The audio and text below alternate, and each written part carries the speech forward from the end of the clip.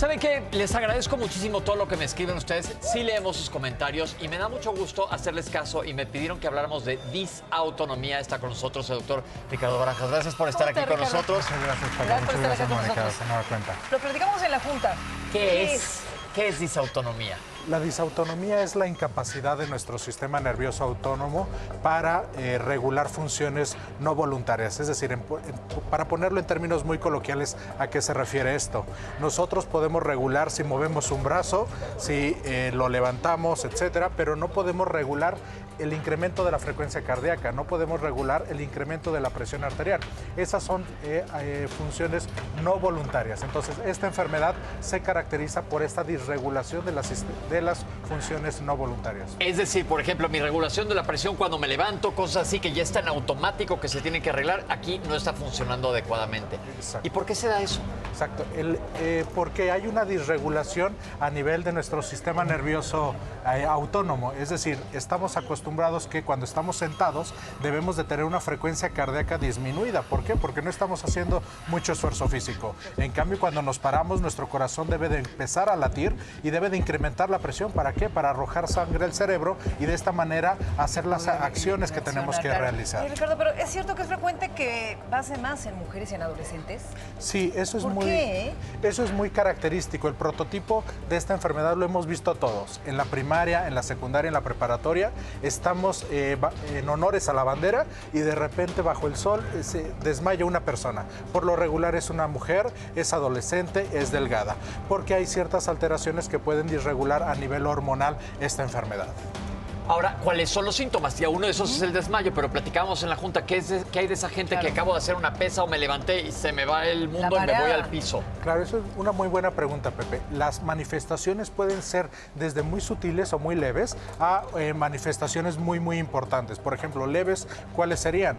Sensación de falta de aire, palpitaciones, alteraciones de la visión del tipo visión borrosa. ¿Y cuáles son las manifestaciones más características? La persona que se desmaya y tiene golpes muy importantes en el cráneo, en alguna pierna, en alguna parte del cuerpo. Esa es la forma de manifestación más frecuente. Fíjate que cuando tenemos este tipo de síntomas, luego no sabemos a qué especialista dirigirnos. ¿Cómo se diagnostica? ¿Con quién ir? ¿Quién es el especialista adecuado? Por las alteraciones involucradas en esta enfermedad, el especialista adecuado puede ser el cardiólogo o el neurólogo. Hay algunos internistas con una amplia experiencia acerca de tratar estas enfermedades que también lo pueden llegar a tratar. Cuéntanos, ¿hacen algunas pruebas específicas para diagnosticar esto? Una de la primera parte para diagnosticar o descartar esta enfermedad u otras enfermedades, ¿cuáles son?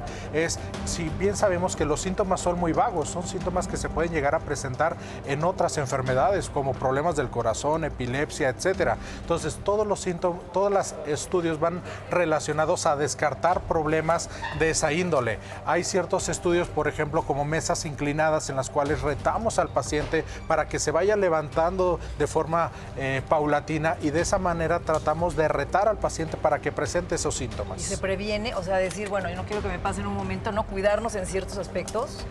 Sobre todo cuando son disautonomías secundarias, es decir, que son secundarias a otras enfermedades. El prototipo característico es el paciente con diabetes. El paciente con diabetes tiene alteraciones del sistema nervioso autónomo.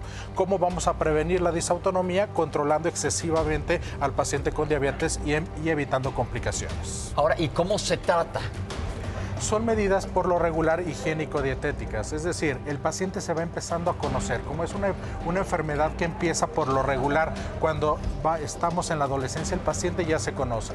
Evita lugares cerrados, evita tener episodios de deshidratación. El paciente, cuando ya va a presentar estos síntomas, se pone en cuclillas porque sabe que de esta manera va a mejorar la circulación a nivel del cerebro y puede llegar a evitar estos síntomas. Y es muy importante acudir con su médico para que lo valore y tratar de evitar las complicaciones que por lo regular pueden ser secundarias a caídas. Está No, claro. No, y aparte también informarlo a la gente, ¿no? A la gente que tienes alrededor, a tu familia, porque en verdad en un momento puedes desmayar. Desmayarte. Sí, y no saben qué hacer con eso. Pero bueno, Esto muy buena fue en información. respuesta a lo que nos piden ustedes, doctor Barajas. Muchísimas gracias. Y no olviden ir al cardiólogo. Síganos mandando temas que quieran que platiquemos para que los traigamos aquí a visita de doctor. Se los encargo, escríbanme. Ya ven, si los leemos. Sí. Gracias, doc. Gracias. Bueno, ya que seguimos nosotros en Sal